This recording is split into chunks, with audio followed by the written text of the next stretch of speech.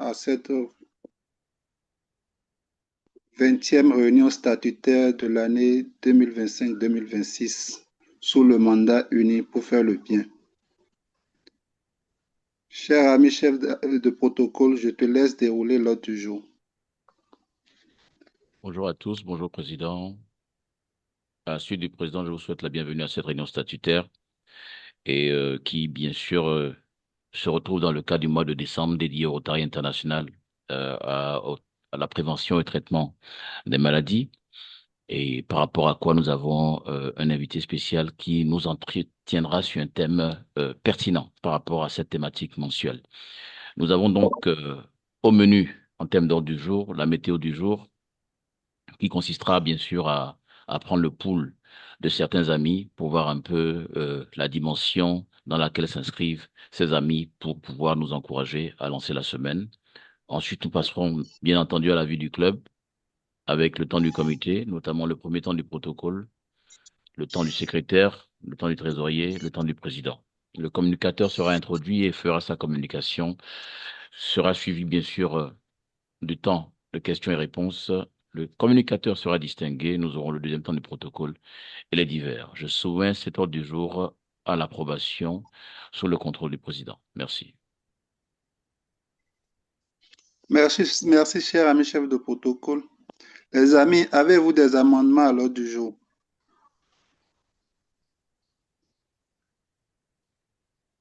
Si un ami a un amendement, qu'il veuille lever la main pour son amendement, s'il vous plaît. Ce silence exprime le fait que personne n'a d'amendement. Sur ce, l'ordre du jour est adopté. Cher ami chef de protocole, je te laisse dérouler. Premier point à l'ordre du jour, comme je l'avais cité, c'était la météo du jour. Et donc, généralement, cette rubrique est animée par le président ou délégué à quelqu'un. Donc, le président a le contrôle pour cette météo du jour. Merci. Merci, cher ami chef de protocole. Et je vais l'expliquer, expliquer le météo du jour aux nouveaux amis connectés. Il s'agira de désigner des amis qui choisiront entre le nuancier vert, qui veut dire qu'ils sont d'humeur positive et nous te dirons pourquoi.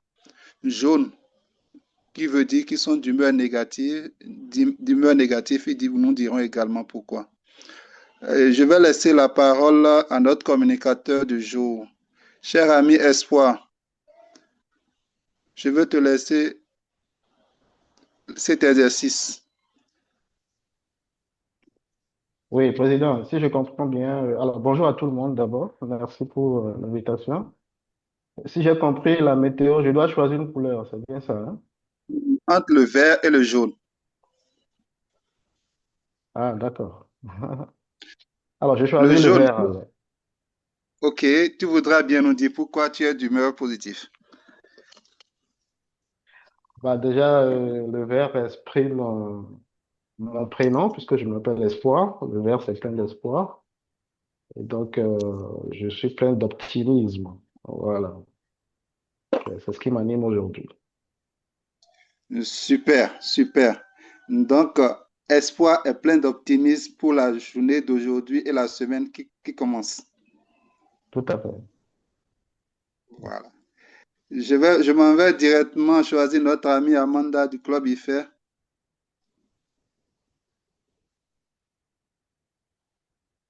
Amanda, bonjour. Oui, bonjour. Bonjour, Pépé. Bonjour. Le président te donne la parole. Euh, il fallait choisir une couleur, c'est ça? Par rapport à ton humeur. Voilà. Ouais, je vais choisir jaune, tout simplement. Bon. Tu peux nous dire Euh, pourquoi? je suis dans une zone où il pleut énormément et tout est gris, boueux, donc ça a tendance à ne pas me mettre dans les meilleures dispositions. Je vois, je vois. Je vais te souhaiter d'être rempli d'espoir. Après la pluie, c'est le beau temps, dit-on. Donc, Merci. garde de l'espoir pour le temps qui va s'annoncer après cette pluie. Il est vrai que Cotonou est sous l'eau. Merci, chère amie Amanda. Je vais choisir notre Pépé Sali Gérard de Niamey Doyen. Pépé Sali, tu es avec nous?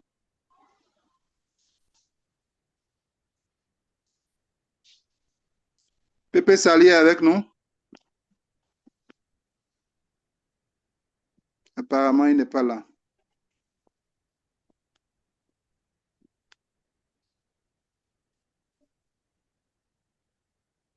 Président Boni? Président Boni est avec nous?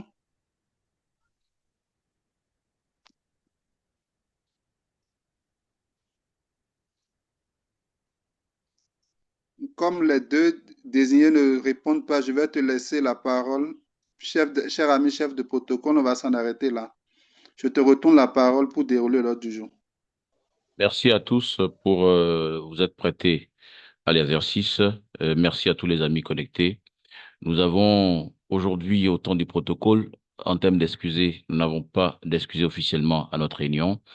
Et bien entendu, en termes de visite à l'extérieur pour la semaine écoulée, nous avons le président élu Charles Condé qui a effectué, sans précision, je considère que c'est une visite par défaut. Président élu, tu confirmes? Une visite à l'extérieur. Le président du club, Arsène Thiema, 2 visites à l'extérieur.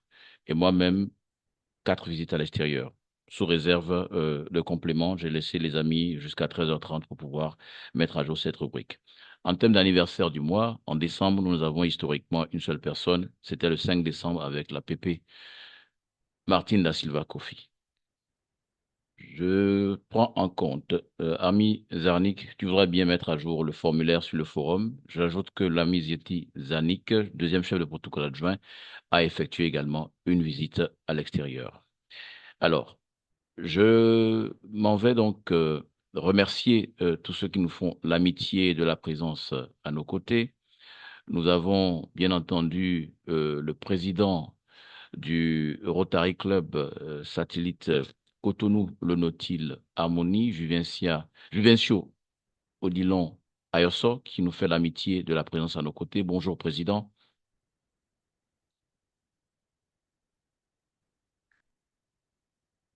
Alors, je continue ensuite sur la passe présidente du Rotary Club Niamey Doyen, président 2020-2021, Sali Gérard, qui nous fait l'amitié de la visite.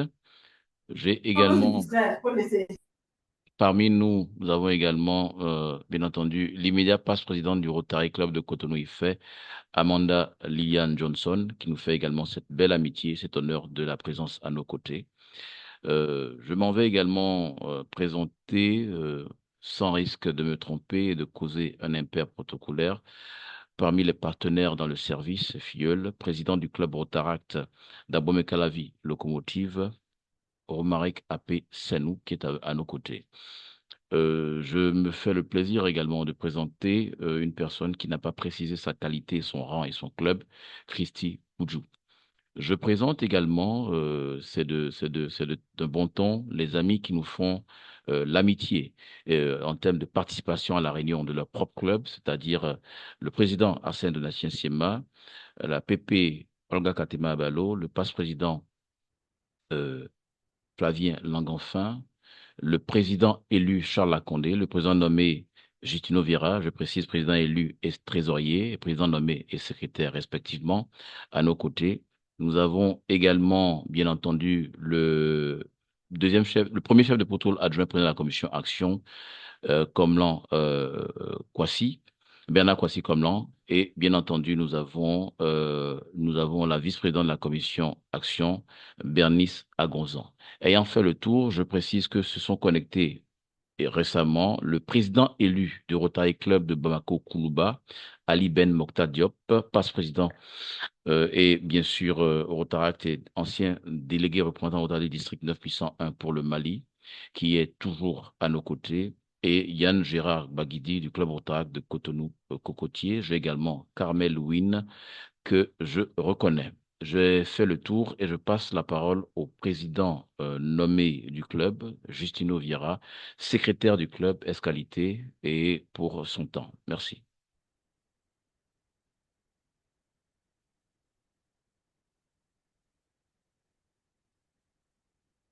PN Justino, c'est bon? En l'absence, PN, c'est bon? Je reconnais également, bien entendu, parmi les invités, si je peux le dire, bien sûr, docteur Espoir Adias Sogan, qui sera présenté en bonne et due forme au temps de la communication. Je reviens au président nommé secrétaire Justino Vira, ou alors le président élu et trésorier Charles Akondé pour son temps. Merci.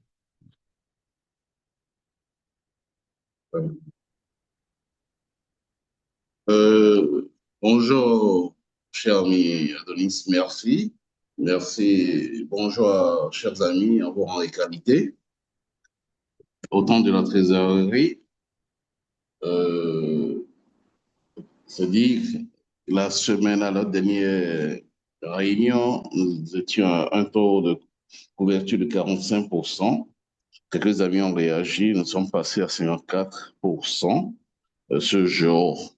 Merci à ses amis.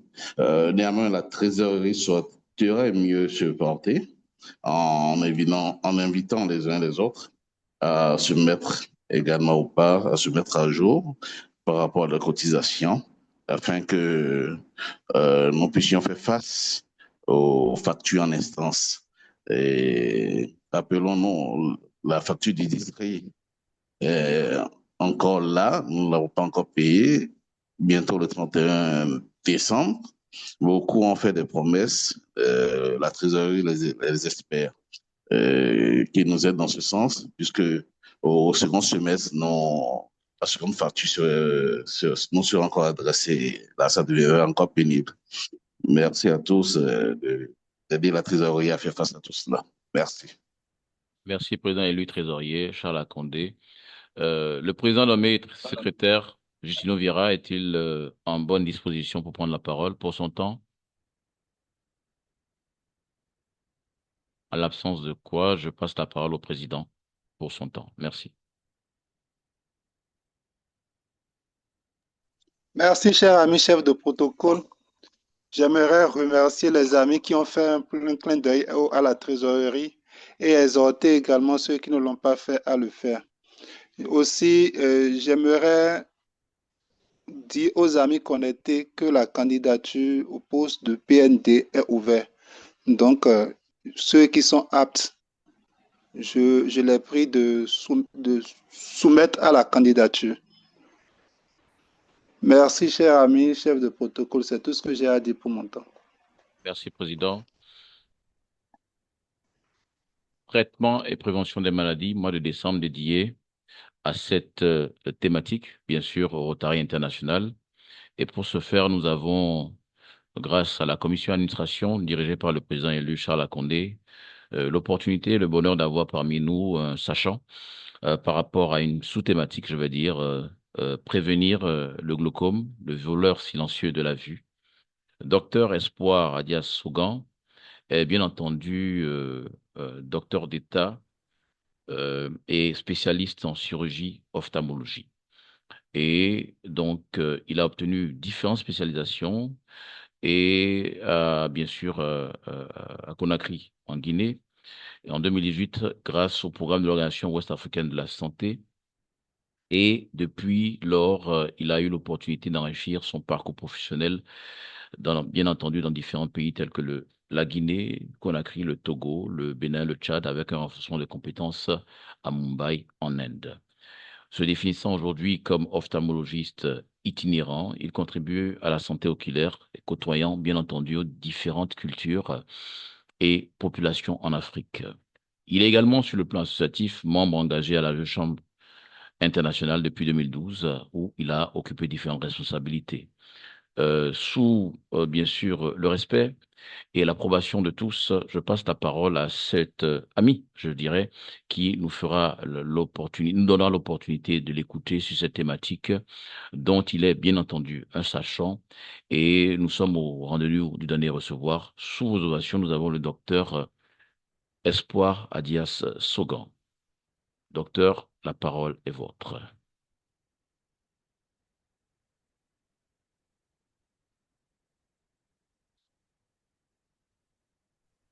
Alors, merci, cher protocole. Je ne sais pas si tout le monde m'entend. Positif. Parfait. Rebonjour encore à tout le monde. Bonjour, cher président. Bonjour, chers membres du Rotary Club Cotonou Locomotive Grand Prix. Merci pour cette opportunité, pour cette session qui met quand même en lumière, on va dire, un sujet pertinent en termes de santé oculaire. Alors, je ne vais pas oublier de remercier quand même Charles qui est un vieil ami. Quand je parle de Charles, ça me fait rappel un peu 12 ans en arrière où, à mes débuts de la vie associative, il m'apprenait à comment diriger une commission, à organiser une administration.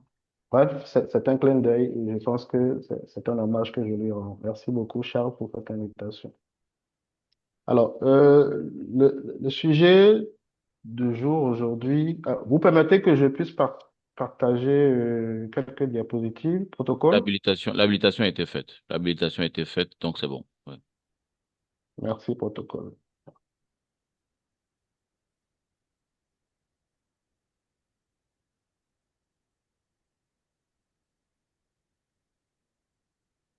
Parfait. Est-ce que tout le monde voit mon écran? Oui, mets-le en diaporama, en animation. Oui, c'est parfait. Merci. Alors, je pense que le sujet du jour est d'autant plus pertinent parce qu'il s'agit de la vue. Quand on parle de vue, on parle des yeux qui, cet organe-là qui nous donne voilà, plusieurs fonctions et qui nous sert énormément dans notre vie courante. Et on va y revenir sur les différentes fonctions. Et c'est d'autant plus important que le thème du mandat actuel, je pense que c'est uni pour faire le bien. Cette opportunité qu'offre Rotary aujourd'hui, c'est des séances d'échange, de communication, d'information, également pour éduquer la population en termes de santé. C'est toujours bien une bonne chose. Et donc, nous sommes en plein dedans, donc nous sommes ensemble pour faire le bien et partager un peu tout ce qui concerne cette maladie que nous appelons le glaucome. Alors, de quoi parlerons-nous? Parce que quand on parle de prévention, le thème, c'est prévenir le glaucome. Quand on parle de prévention, bien entendu, on fait abstraction de tout ce qui est traitement, tout ce qui est prise en charge. Donc, la séance, si nous ne parlerons pas de l'aspect traitement, mais je finirai quand même en fin de présentation sur une note, une phrase pour quand même évoquer ce sujet qui pourra faire peut-être plus tard l'objet d'une nouvelle session si le Rotary, le club le désire, il n'y a pas de problème pour ça.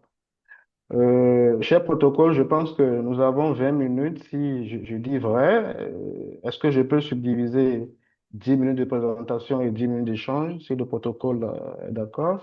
Je crois qu'on est obligé de passer au 9 et 6 parce que le temps n'est plus notre meilleur allié. Je suis obligé d'agir dans ce sens-là. On pourra voir un peu la marge que nous avons ensuite, mais ce sera plutôt 8 et 7 si possible. Mais bon, après, tu peux essayer de calibrer. Voilà. Merci, protocole. On fera au mieux. Merci. Alors, le glaucome, déjà, il faut dire que c'est un sujet très vaste, hein. En 8 minutes ou en 10 minutes, il n'est pas évident de tout survoler. Et pour cette présentation-ci, nous allons essayer quand même d'utiliser des termes simples parce que, vous savez, nous, les médecins, souvent en consultation, qu'est-ce que les patients nous disent? Vous, les docteurs, vous avez de gros mots qu'on ne comprend pas. Donc, c'est d'expliquer les choses en termes simples pour que l'information puisse passer. C'est un peu ça notre rôle également de professionnel en santé. Donc, les amis qui sont professionnels médecins ici présents comprendront de quoi je parle. Et donc, on va essayer quand même d'aller pas à pas, de brosser un peu tout ce qui est prévention sur ce sujet. Alors, en premier lieu, je disais que la vue, c'est la vie. Parce que, vous savez, nos yeux ne servent pas qu'à voir. Bien entendu, voir, c'est important. Il faut que je puisse voir pour manger. Il faut que je puisse voir, voilà, ma copine ou bien ma femme tous les matins, mes enfants. Il faut que je puisse voir également, voilà, le chèque comme étant à la banque, ou bien que je puisse savoir où est-ce que je vais. C'est pour vous dire que les yeux, c'est tout et c'est la vie aussi. Bien entendu, si vous allez voir le cardiologue, ou bien il vous dira que le cœur, c'est la vie. Si vous allez voir le néphrologue, le spécialiste du rein, il vous dira que oui, le rein, c'est la vie. Si vous allez voir le neurologue, et Flavien sourit, il sait de quoi je parle.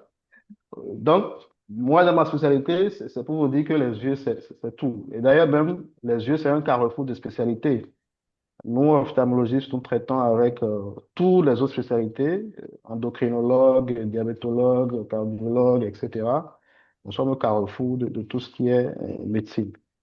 Bon, déjà, il faut dire qu'il y a beaucoup d'idées reçues sur le glaucome. Nous allons entrer dans le vif du sujet. Beaucoup d'idées reçues, pourquoi? Parce que depuis les temps anciens, quand je dis temps anciens, je remonte peut-être dans les, je vais dire, 30 dernières années, ou bien 50 dernières années, nos grands-parents ou bien nos aïeux ont vécu des expériences par rapport à la vision, ou bien à leurs yeux, et ces expériences ont été transmises de génération en génération. Donc, du coup, aujourd'hui, ce qui fait que aujourd'hui, en Afrique, il y a cet aspect, on va dire, de transmission générationnelle qui, disons, fait tache d'huile dans nos, je vais dire, dans nos consultations quotidiennes, parce que lorsque, par exemple, vous dites à un monsieur ou bien à une femme qui voit très bien, qui a une excellente vision, qui se plaint pas, qui vient juste pour saluer son médecin, et lors de cette salutation, le médecin regarde ses yeux et dit, mais, Madame, vous avez un souci dans vos yeux. Ben, elle n'arrive pas à croire. Vous voyez? Elle dit, mais docteur, je vois bien, mais vous dites que j'ai un souci dans mes yeux. Il y a un blocage là qui s'installe et qui fait que c'est parfois pénible pour le médecin d'avoir ce transfert positif-là que nous désirons chaque jour au quotidien. Donc, avec les nouvelles technologies de l'information, je pense que tous les amis qui sont présents ici, certains ont eu déjà peut-être à entendre parler du glaucome, forcément, ou bien peut-être grâce à une connaissance, ou bien un ami, ou bien un parent, ou bien un grand-parent, un proche qui peut-être a souffert du mal. Mais il faut dire que dans la masse populaire en général, quand on parle de glaucome, les gens le confondent souvent à ce qu'on appelle tension oculaire. Vous allez entendre également ce terme générique-là, terme tension oculaire, glaucome.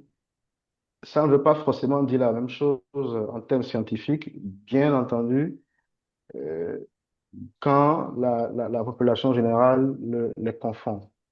Alors, le glaucome, c'est une maladie déjà, il faut dire, c'est la première cause de cécité irréversible dans le monde. En santé oculaire, quand on parle de cécité irréversible, c'est quoi? C'est-à-dire que vos yeux ont un problème, c'est-à-dire une maladie donnée, mais cette maladie-là est capable de vous rendre aveugle de façon irréversible, c'est-à-dire qu'il n'y a pas de marche en arrière. Malgré un acte médical, malgré un traitement, la vision ne revient pas. C'est ce que nous appelons cécité irréversible.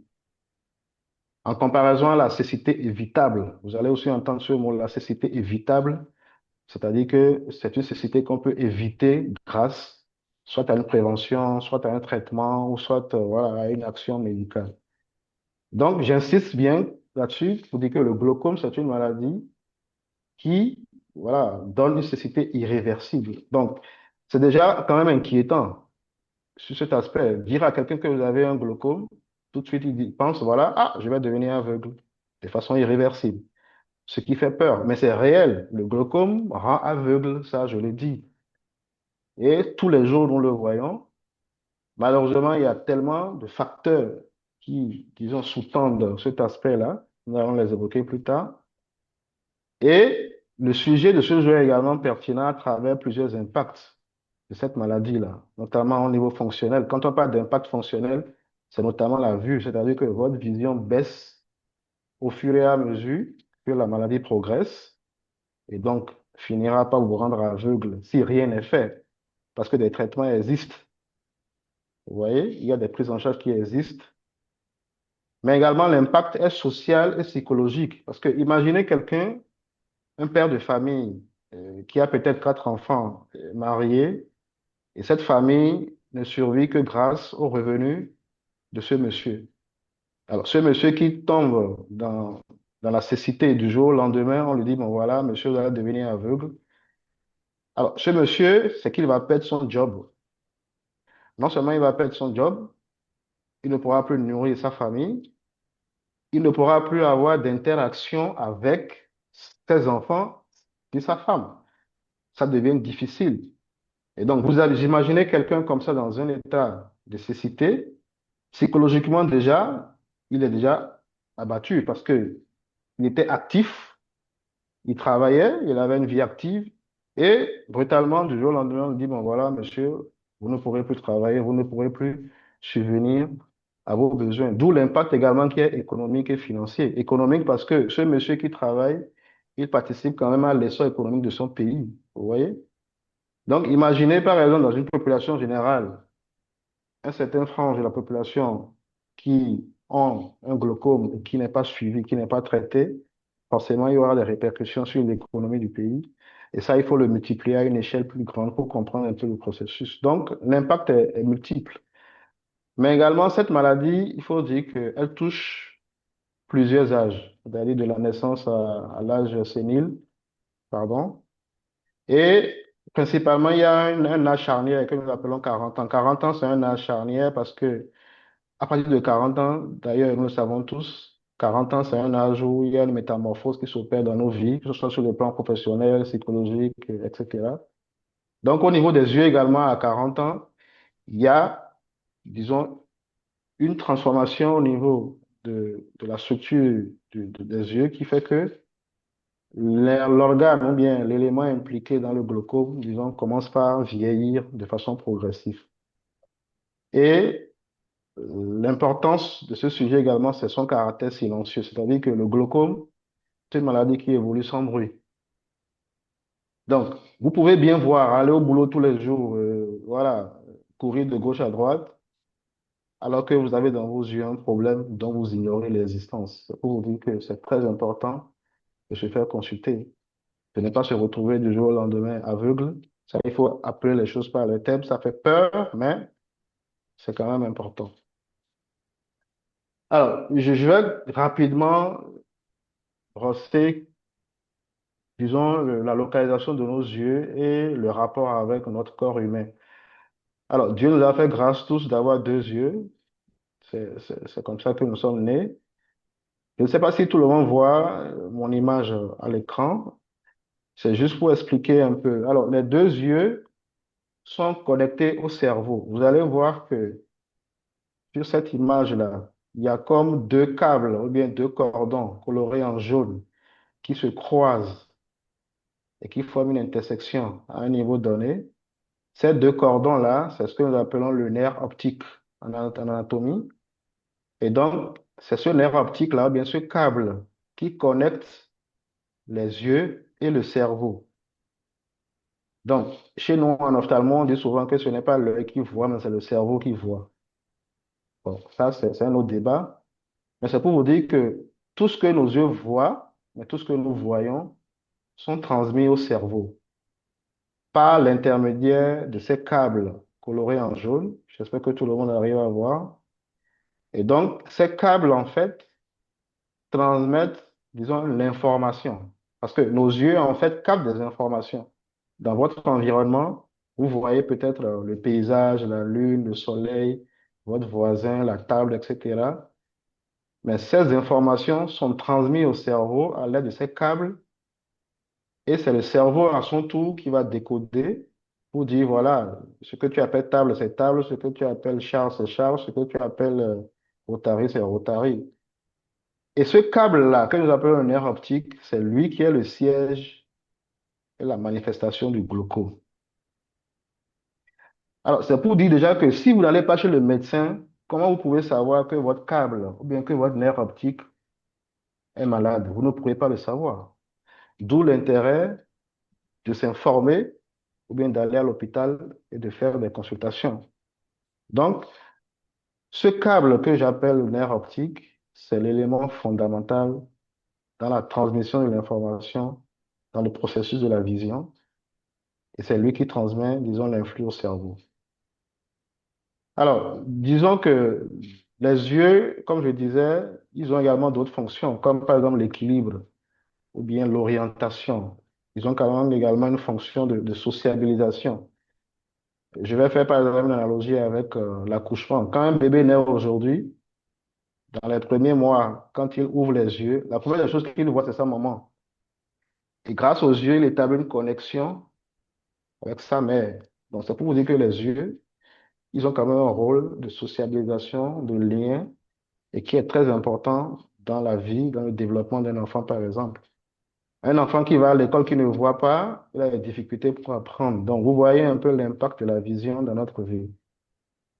Euh, Vous voyez ici une diapo qui montre un ballon et voilà, un modèle de l'œil. Alors, c'est une analogie un peu grossière, vous me diriez, mais qu'est-ce que je vais expliquer dans cette diapositive? Le glaucome, pour revenir un peu à qu'est-ce que c'est une maladie, comme nous l'avons vu, qui touche le nerf optique, donc le câble coloré en jaune qui a été vu précédemment, mais qui détruit ce câble, donc le nerf optique. Je vais revenir un peu en arrière. Donc, le glaucome détruit le nerf optique, ce câble, de façon progressive, de façon silencieuse et plus tard impacte la vision de façon irréversible si rien n'est fait. Alors, tous les mots que je viens d'énumérer, ce n'est pas qu'une phrase, parce que chaque mot a son importance dans la définition. Et aujourd'hui, le glaucome, c'est une maladie qui est, voilà, qui présente un paradoxe. Le paradoxe, c'est quoi? C'est une maladie qu'on traite mais qu'on ne guérit pas. C'est un peu difficile à comprendre. On traite la maladie, mais on n'en guérit pas. Vous chercherez peut-être à comprendre, et ça peut faire l'objet d'un débat, mais c'est pour vous dire l'importance encore de ce fléau-là, parce que quand ça touche la vision, voilà, la vision elle est partie pour toujours. Donc, j'insiste sur l'impact progressif, silencieuse, et de façon irréversible. Alors, qu'est-ce qui fait que le glaucome s'installe? Un ballon, pour jouer le ballon, il faut que le ballon soit bien gonflé. Alors, pour gonfler le ballon, c'est que nous en mettons de l'air. Et l'air que nous mettons dans le ballon va créer une pression pour que cette pression, disons, puisse faire rebondir le ballon. Donc, en reportant cet élément, par exemple, au niveau de l'œil, dans nos yeux, nous avons également une pression. Imaginez, par exemple, un ballon qui n'est pas bien gonflé, c'est qu'il devient mou, bien qu'il devient molle, on dit la balle. Donc, un œil, ou bien nos yeux également, ils ont besoin d'une pression. Et cette pression est peut-être basse, soit haute. Parce que dans la vie, nous n'avons pas tous les mêmes pressions. Ça, il faut le dire. C'est un peu comme nous avons tous des tailles différentes. Telle personne a peut-être une taille de 1,45 m, l'autre 1,30 m, l'autre 1,90 m. Également, au niveau des yeux, nous avons une pression dans l'œil qui maintient la forme du globe, la forme de l'œil. Cette pression-là est différente de vous à moi, d'un individu à un autre. Donc, cette pression, c'est lui, en fait, lorsqu'elle dépasse un seuil. Et vous voyez ici, quand la pression est dans le vert, la couleur verte, donc entre 10 et 21, c'est-à-dire que vous avez une bonne pression oculaire. Mais quand le seuil dépasse 21, c'est que vous êtes dans le rouge. Et cette pression, disons, est capable d'avoir des effets néfastes sur votre vision. Donc, si vous n'allez pas voir le médecin, comment est-ce qu'on peut mesurer votre tension oculaire? Donc, c'est un élément très important. Je pense que dorénavant, tout un chacun de nous, lors de notre prochaine consultation, demandez à votre ophtalmo, docteur, je veux savoir quelle est ma tension oculaire. Alors, c'est une classification que j'ai faite qui est un peu basique, mais il faut dire que la maladie aujourd'hui a tellement plusieurs formes, qui fait que même entre 10 et 21 de tension, on peut avoir la maladie. Il ne faut pas forcément attendre d'avoir plus de 21 de tension avant de dire que je suis malade. Donc, il revient au spécialiste. Si vous ne voyez pas le médecin, c'est le spécialiste qui fera des examens, qui va faire une consultation, qui va faire des explorations approfondies, qui va mesurer la tension et qui va interpréter l'ensemble pour vous dire, voilà, cette tension-là ne veut pas forcément dire que vous êtes malade. Cette tension mesurée là dans vos yeux est liée à un glaucome. Et donc, je veux rappeler ici qu'il ne faut pas confondre tension des yeux, tension oculaire, tension artérielle. C'est deux choses différentes parce que dans nos consultations, les patients confondent beaucoup. La tension artérielle, c'est la tension que vous mesurez au niveau du bras. Ça, on le sait tous. Mais elle n'a pas de rapport direct avec la tension des yeux. Donc, c'est quelque chose aussi qu'il faut retenir, qu'il faut comprendre. Donc, une tension oculaire ne veut pas forcément dire, ah, docteur, j'ai le glaucome. Non, il revient à votre spécialiste, à votre médecin de dire, voilà, voilà, cette tension, il faut la traiter. Cette tension, il faut la surveiller. Parce qu'on peut surveiller juste une tension sans mettre de médicaments. Ça fait partie du chapitre de traitement qu'on peut faire plus tard. Alors, pour parler toujours du glaucome, il y a ce que nous appelons des facteurs. Les facteurs, c'est qu'est-ce qui peut causer le glaucome. Il faut faire une distinction entre facteurs et cause, bien entendu. Les facteurs, je peux citer par exemple ceux qui ont déjà une tension élevée, mais également la race noire. Quand on fait allusion par exemple à notre peau, la peau noire, en comparaison à la peau blanche, les études scientifiques, puisqu'il y a des études qui sont faites sur la maladie, ces études ont montré que en fait, les noirs font plus la maladie que la peau blanche. Ça, c'est carrément tout un chapitre qu'on peut en discuter. Mais il y a également ce que nous appelons le facteur hérédité. Alors, hérédité, ça fait appel aux gènes, c'est-à-dire la génétique. Nous tous, autant que nous sommes issus d'une famille de parents, d'arrière-grands-parents qui nous ont transmis des gènes. Donc, il est important pour que chacun d'entre nous, nous allons nous renseigner sur l'existence ou non de maladies que peut-être nos grands-parents, nos aïeux ou bien nos parents peut-être transmis de génération en génération et qui est susceptible aujourd'hui de nous impacter. Parce que le glaucome, lorsque il y a des liens directs avec la génétique, d'ailleurs, nous le recommandons systématiquement à toute personne qui vient en consultation, monsieur, madame, amenez vos enfants pour que nous puissions les examiner. Lorsque la maladie est déclarée, c'est important. Donc, la race noire, l'hérédité, la peau noire. Il y a également tout ce qui est maladie cardiovasculaire. Donc, ça fait référence, par exemple, au diabète, à l'hypertension artérielle. Donc, le diabète, l'hypertension artérielle, vous le connaissez tous, c'est des maladies qui, disons, impactent beaucoup le métabolisme et qui sont gérées, par exemple, par le cardiologue, par le médecin interniste, par voilà, l'endocrinologue. Donc, c'est des spécialistes avec qui nous collaborons au quotidien. Mais comme facteur également, il y a ce que nous appelons les troubles vasculaires. Donc, par exemple, les hypotensions orthostatiques ou bien, par exemple, les troubles de la circulation sanguine, des choses qui peuvent, disons, influencer ou bien favoriser la survenue de glaucome. Et comme dernier facteur, je rappelle également que l'âge de 40 ans est très, très important. Donc, à partir de 40 ans, je vous recommande tous, d'ailleurs, informez vos collègues, vos amis. Il est recommandé, à partir de 40 ans, de faire une consultation au moins une fois par an ou bien tous les 2 ans pour voir si un visuel n'a pas de problème caché. Donc, c'est quelque chose qui est très, très, très important. Donc, une fois encore, si vous n'allez pas voir le médecin, vous ne pourrez pas savoir si vous avez une pression oculaire normale ou anormale. Et je rappelle que même si elle est anormale, il revient au médecin spécialiste de vous dire, est-ce que c'est un glaucome? Est-ce qu'il faut traiter?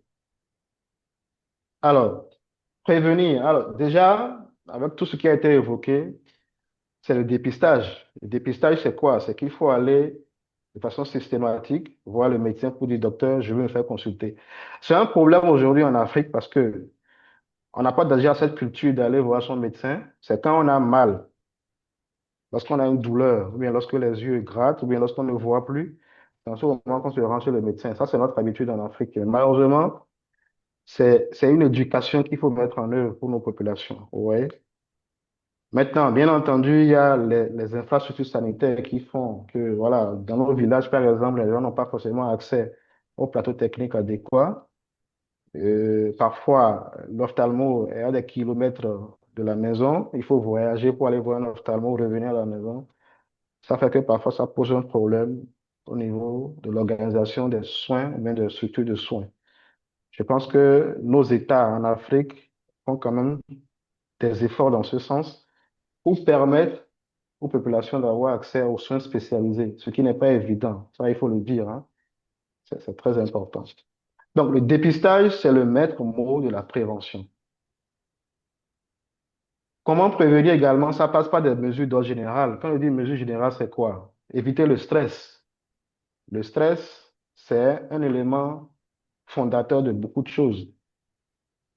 Il faut éviter, voilà, bien entendu, des substances addictives, par exemple la drogue, le café, etc., les tabacs. C'est quelque chose qui peut impacter la santé. Il faut lutter contre l'hypertension artérielle. Il faut vérifier sa glycémie, le diabète, etc. Il faut faire du sport. Il faut bien dormir. Également, alimentation riche, équilibrée, saine. Donc, c'est des mesures d'ordre général qui, disons, concourent à avoir une bonne pression oculaire. Et dernier point de la prévention, c'est la sensibilisation. C'est ce que Rotary Club Locomotive de Ganfri fait aujourd'hui, c'est la sensibilisation. C'est des occasions pour informer, pour éduquer, pour sensibiliser la population, pour dire, voilà, il y a une telle maladie qui existe. Si vous n'allez pas voir le médecin, vous ne pourrez pas savoir si vous avez un problème. Je me rappelle encore voilà, une histoire d'une dame que j'ai vue en consultation un beau matin. Ça, c'était à Lomé. Elle est venue en consultation avec son enfant, un enfant qui a 3 mois. Cette dame ne voyait pas. Donc, les femmes vous diront, imaginez une mère qui met au monde son bébé, mais qu'elle n'arrive pas à voir le visage de son bébé. C'est tellement touchant, c'est des choses que nous constatons tous les jours. Une femme qui a un enfant, mais qui n'arrive pas à voir le visage de son enfant. Parce qu'elle a un glaucome qui a été négligé, pas vite diagnostiqué, et qui a conduit à la cécité. Donc, une cécité aujourd'hui qui est irréversible. Donc, cette mère, avec son bébé qui est venu en consultation, elle est venue trop tard. C'est des situations vraiment déplorables et qui sont vraiment touchantes. Alors, dernier point, je dirais, le traitement, il existe bien et bien des traitements, hein, soyez rassurés, mais c'est qu'il faut dépister tôt. Si vous ne faites pas le dépistage, vous ne pourrez pas savoir si vous avez la maladie ou pas. Donc, dès que le dépistage est fait, il faut traiter le traitement. Il y a des médicaments qui sont prescrits. Il y a également des opérations chirurgicales qui sont faites. Certains ont peut-être entendu, parce que j'ai évoqué par exemple les idées reçues, qu'on n'opère pas le glaucome. On va dire non, si tu opères le glaucome, tu vas devenir aveugle. Non. Je vous rassure aujourd'hui que la technologie a évolué, les sciences médicales évoluent, et on opère bien entendu le glaucome. Ce qui est difficile plutôt en Afrique, de dire à quelqu'un qui voit bien, de lui dire qu'on va vous opérer. Parfois, ça sort voilà, de l'entendement, il ne comprend pas. Mais docteur, je vois bien, vous voulez m'opérer, pourquoi? Mais vous avez une maladie qu'il faut freiner, qu'il faut bloquer l'évolution. Et donc, il y a, disons, cette difficulté de transfert là au niveau des patients qui font que ça constitue un frein à la prise en charge. Donc, je vais finir, j'espère que je suis dans le temps, je vais finir pour remercier encore le club voilà, Rotary Cotonou Locomotive Ganfri, qui, nous espérons, voilà, contribuera peut-être à nous trouver un remède, pourquoi pas, efficace contre le glaucome dans les années à venir. Merci pour vos actions, merci pour cette opportunité d'échange et de partage. Merci. Merci, protocole. Merci, cher docteur. Je vois que l'inspiration te donnait difficilement la peine de voir les rappels du temps, mais je dis c'est pour la bonne cause. C'est pas toujours facile de concilier timing et désir de transmettre.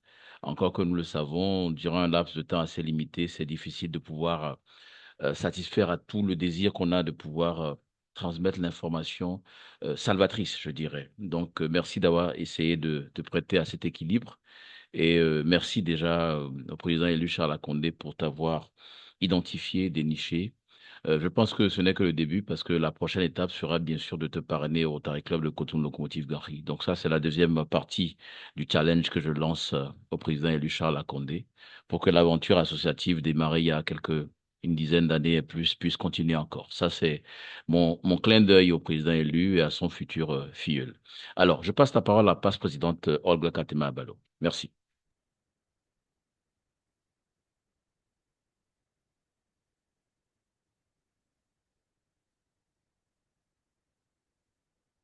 Pepe Olga Katema Abalo a la parole.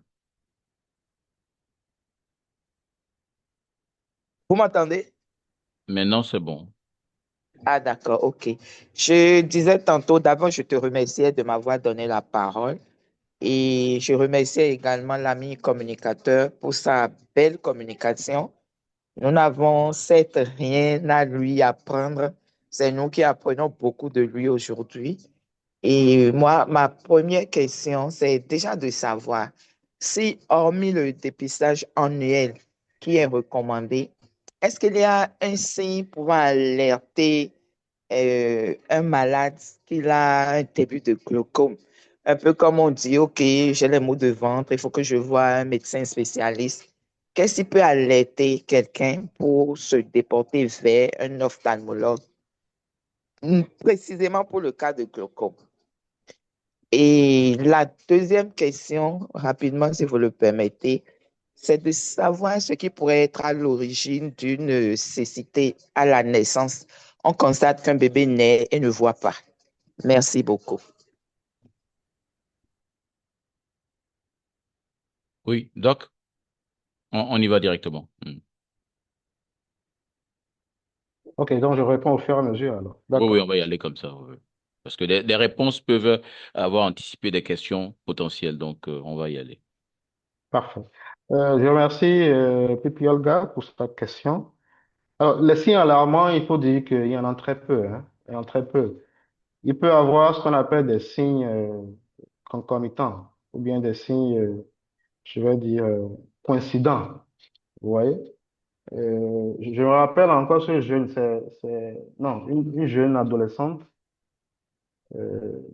âgée de 13 ans qui est venue en consultation juste parce que ses yeux grattaient. Alors, quand les yeux grattent, en principe, c'est juste une allergie, c'est-à-dire que c'est une conjonctivite allergique. Soit elle a développé une allergie peut-être à ce qu'elle a mangé, une allergie à la poussière, des choses comme ça. Et donc, juste pour ça, ben, on lui a découvert un glaucome. Elle n'était pas venue pour un glaucome. Elle avait une bonne vision. Donc, c'est pour vous dire que parfois, les signes qui amènent le patient à l'hôpital ne sont pas forcément des signes liés au glaucome, mais c'est peut-être des signes qui sont liés à autre chose. Donc, qu'est-ce qui alarme réellement le malade? C'est d'abord la vision. Mais pour que la vision vous alarme et que vous puissiez venir à l'hôpital, c'est que votre maladie a déjà évolué de 30%. C'est-à-dire que si vous avez une richesse de 100 milliards, le glaucome a déjà volé 30 milliards avant de venir vous voir et dire je suis là. Donc, il fait semblant de n'avoir rien volé, mais il a déjà volé 30 milliards et vous fait croire que vous avez toujours 100 milliards. Donc, il ne faut pas toujours attendre que les 30 milliards soient volés avant de venir se présenter voilà, à la justice pour dire, voilà, docteur, vérifiez mes yeux.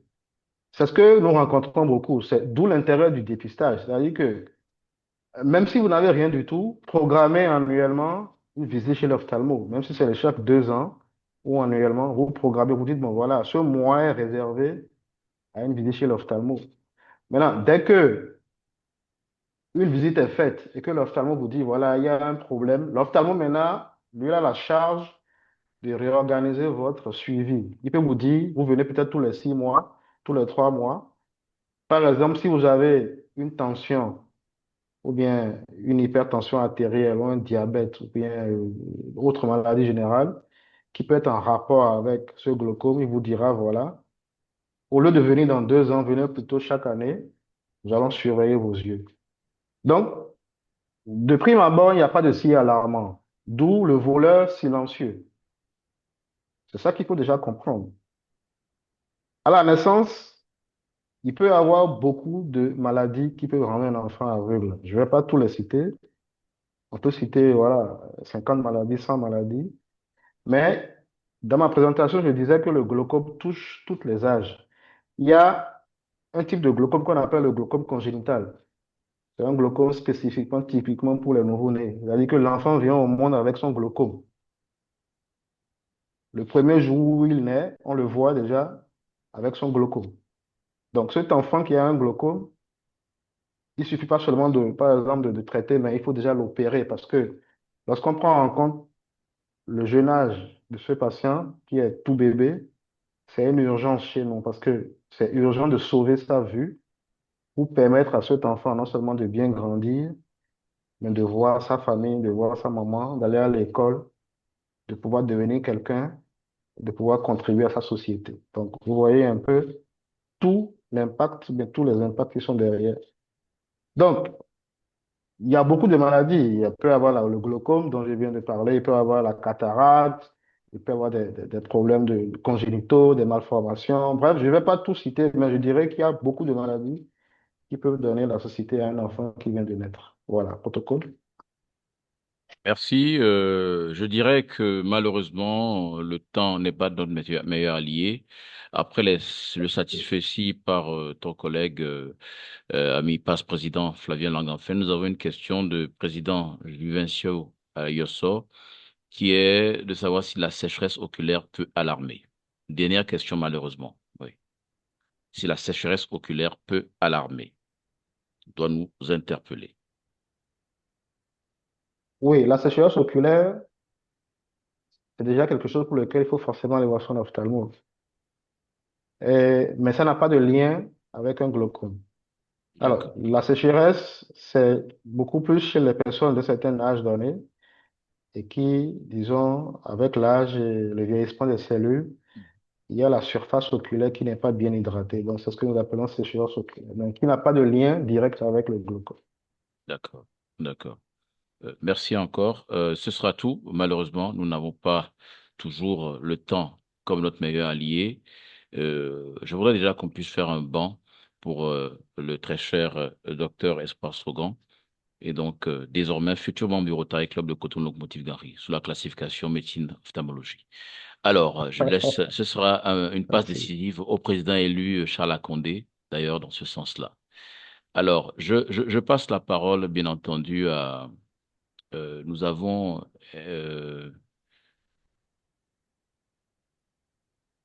oui euh, Zarnik, l'ami Zarnik est là, deuxième chef de protocole adjoint, Oui, oui, ami je suis là, je Zarnik. suis là. Oui, Euh, je suis là. d'accord. Donc, ce que je ferai, je te laisse à présent. Attends, qu'est-ce que je ferai? Oui, je te laisse à présent la parole pour ce que de droit. Très cher ami, chef de protocole adjoint numéro 2. Merci, chef de protocole. Bonsoir à tous les amis présents. C'est avec un digne honneur et un sentiment de reconnaissance que nous donnons ce certificat de satisfecit à notre futur ami Sogan, je peux déjà l'espérer ainsi, et qui nous a fait une très belle communication. On n'a même pas encore rassasié, on est encore sur notre fin, mais le temps n'étant pas notre meilleur ami, nous te disons merci pour nous avoir abreuvé de ton savoir et de ta connaissance. Cher ami, cher futur ami, reçois le certificat de satisfaction. Merci. Très cher docteur, tu as la parole. Non, ton micro est fermé. Ah, d'accord. Merci, merci, Président. C'est un honneur, c'est un immense plaisir pour moi de partager, voilà, cette communication. Le thème de ton mandat, comme on l'a si bien dit, c'est unir pour faire le bien. Je pense que c'est dans cet élan-là que nous pourrons que faire du bien à nos populations. Merci pour la reconnaissance. Et merci au protocole. Je dirais merci à Charles pour le piège tendu, le piège heureux, parce que là, je pense que il m'a vraiment tendu un agréable piège pour me faire rentrer dans le Rotary, là. Merci, Merci Président. à toi Merci de dire oui, de au dire oui à tous bureau. aussi. Merci à tout le monde. Un plaisir. Tu recevras le satisfait dans les prochaines minutes. Merci encore. Merci beaucoup. Alors donc pour le dernier temps du protocole, bien entendu, je vais rapidement donc reconnaître la présidente élue du Rotary Club d'Abo-Calavi Nokwe, Afi Ezi, qui nous a rejoint. Je reconnais également le passe-président du Rotary Club de Port-Gentil, Ozouri, président 2023-2024, Pierre Claver Mebong Mebio. Je reconnais, donc je vais vite faire, pardon. Parmi ceux qui nous ont rejoints, je sais que nous avons le club Rotaract de Cotonou Étoile, avec le président Chris Kenneth de Bernard et la trésorière Lucrèce Tokanji.